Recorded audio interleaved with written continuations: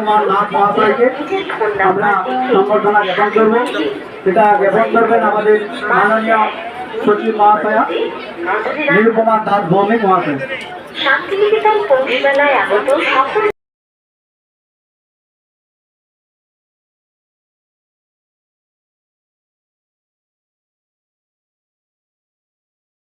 ভালো লাগবেন।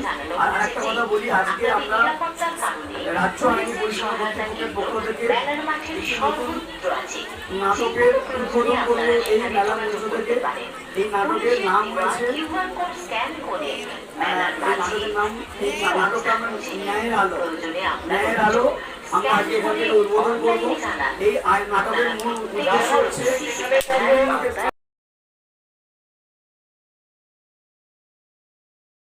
শুধুমাত্র একটা মেলা প্রাঙ্গণ বা একটা দিনের জন্য না, এরা সারা বছর ধরে কাজ করে যাতে মানুষ বিনা পয়সায় পরিষেবাটা পায়।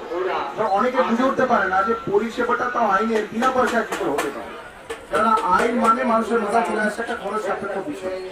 কিন্তু